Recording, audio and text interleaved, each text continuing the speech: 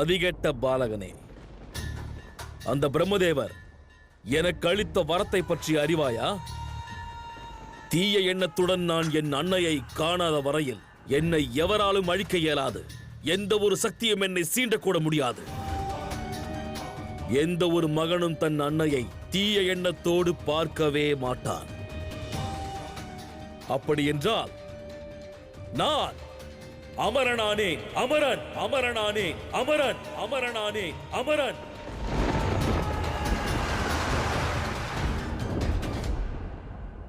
நான் அதை அறிவேன். ஆனால் பூமி, எனது அன்னை பிரபஞ்சத்தின் பாரத்தை சுமப்பவர்கள். அவர்களது மைந்தன் தன் கடமையின் பாரத்திலிருந்து என்றுமே பின்வாங்க மாட்டான்.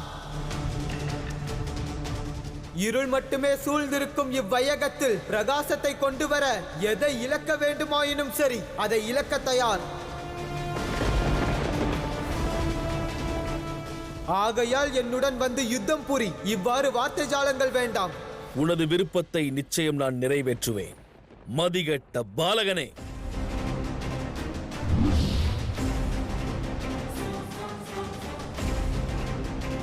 நான் உன்னை தோற்கடித்து உன்னையும் காரிருளுக்குள் தள்ளப் போகிறேன்.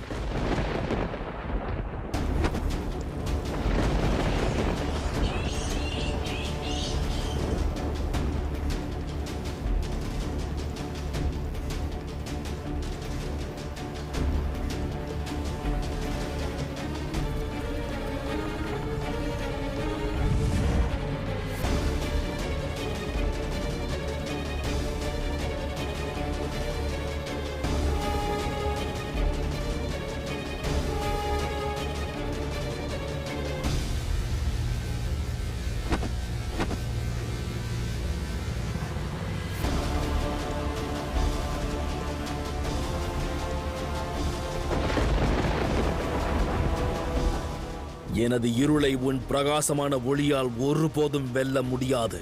எனது பிரகாசமான ஒளி உன்னுடைய இருளை இப்பிரபஞ்சத்திலிருந்து நிச்சயம் விளக்கும்.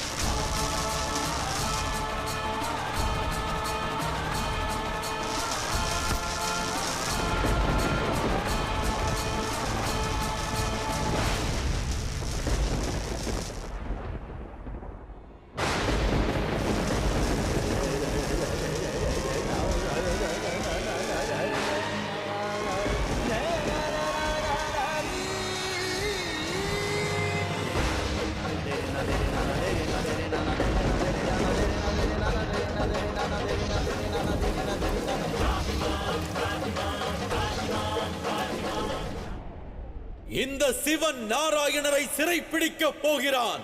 நாராயணரை சிறைப்பிடிக்க போகிறான்.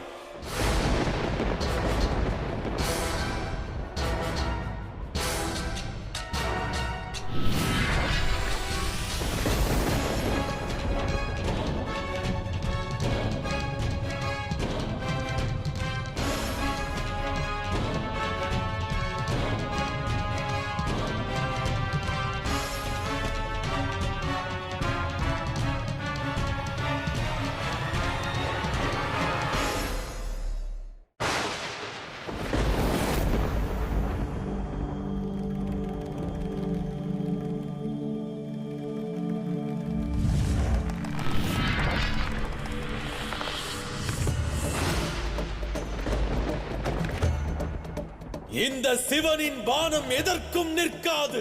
பானம் எதற்கும் நிற்காது. இதன் அனைத்து தாக்குதலும் அதன் இலக்கை நிச்சயம் சென்றடையும். நாராயணா, இது என்றும் வீண் போனதில்லை. இது என்றும் வீண் போனதில்லை. எச்சரிக்கிறேன் நாராயணா.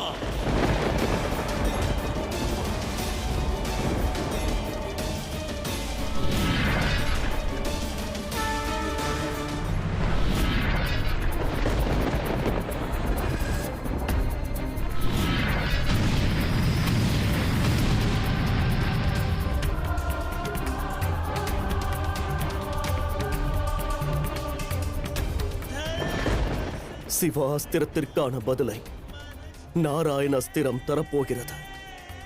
இந்த அஸ்திரமும் மிகவும் சக்தி வாய்ந்ததுதான். இது என்றும் தன் இலக்கை தவற விடுவதில்லை. அதோடு இன்று இது மகாதேவரை நிச்சயமாக சிறைப்பிடிக்கும்.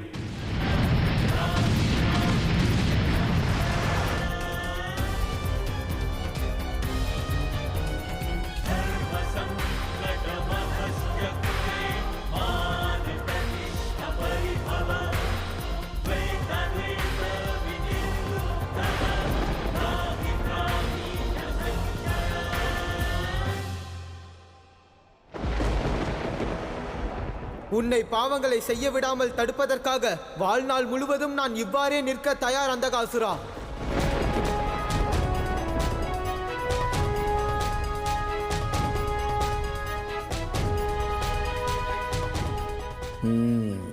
இந்த பாலகன் பலசாலிதான்.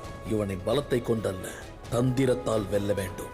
பூமி எனது அன்னை பிரபஞ்சத்தின் பாரத்தை சுமப்பவர்கள். அவர்களது மைந்தன் தன் கடமையின் பாரத்திலிருந்து என்றுமே பின்வாங்க மாட்டான்.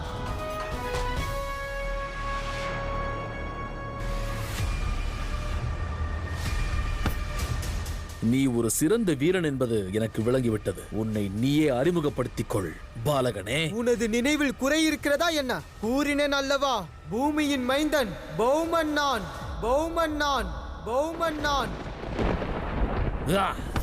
என் நினைவில் எந்த குறைவும் இல்லை. நீ உன் அன்னையின் பெயரை கூறிவிட்டாய். உன் தந்தையின் பெயர் என்ன?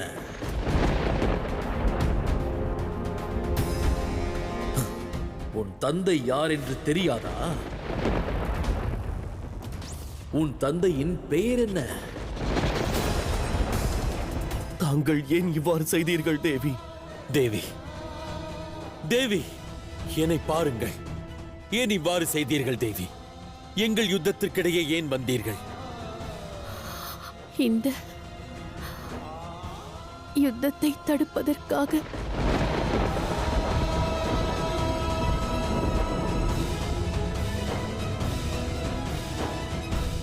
கவலை வேண்டாம் தேவி. நான் எனது பானங்கள் யாவையும் திரும்ப பெற்றுக் கொள்கிறேன். என் பானங்கள் யாவும் மீண்டு வரட்டும்.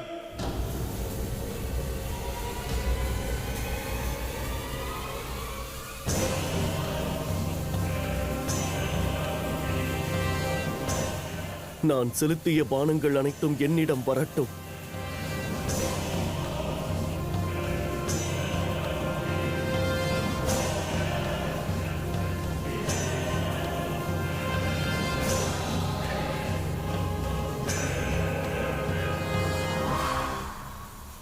இந்த ஆதிசக்தியில் சக்தி இருந்தால், எனது அன்பு உண்மையாக இருந்தால், என் உடலில் இருந்த எந்த பானமும் என் உடலை விட்டு வெளியேறக்கூடாது, வெளியேறக்கூடாது, வெளியேறக்கூடாது.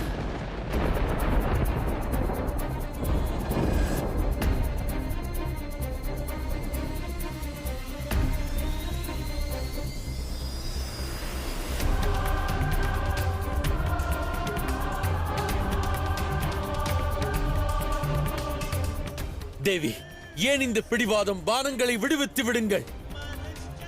எதற்காக இவ்வாறு தங்களை வருத்திக் கொள்கிறீர்கள்? ஒரு புறம் எனது கணவர், மறுபுறமோ எனது சகோதரர்.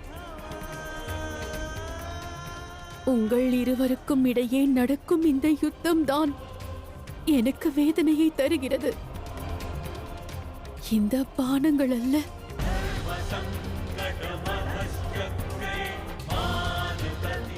இதை நான் தாங்கிக் கொள்வேன். ஆனால் தாங்கள் இருவரும் மோதிக்கொள்வதை என்னால் தாங்க இயலாது. நான் இந்த பானங்களின் வேதனையை தாங்கிக் கொள்வேன்.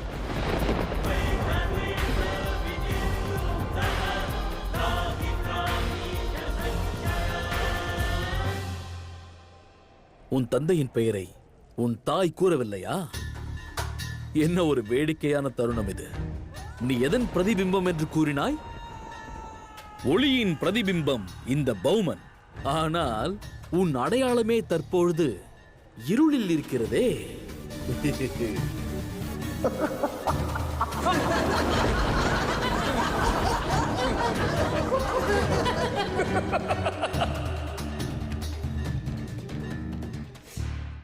நான் மகரிஷி காசிபர் மற்றும் அசுர மாதா திதியின் மைந்தன். அதேபோல் நீ பூமாதேவிக்கும் மற்றும் யாருக்கு பிறந்த மைந்தன்? பதிலை கூறு பௌமா. உன் தந்தை யார் என்று கூறு.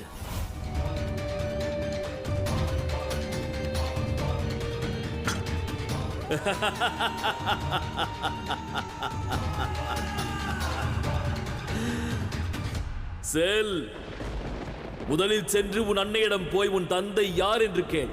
பிறகு வந்து என்னோடு யுத்தம் செய்யலாம். ஒளியை பரப்ப வந்தாயா நீ? ஆனால் நீயே அஞ்ஞானத்தின் இருளில் அல்லவா வாழ்ந்து கொண்டிருக்கிறாய். காரிருள் எங்கும் சூழட்டும். கலங்கத்தின் இருளில் நீ சூழ்ந்திருக்கிறாய். ஒளி எங்களுக்கு தரப்போகிறாயா?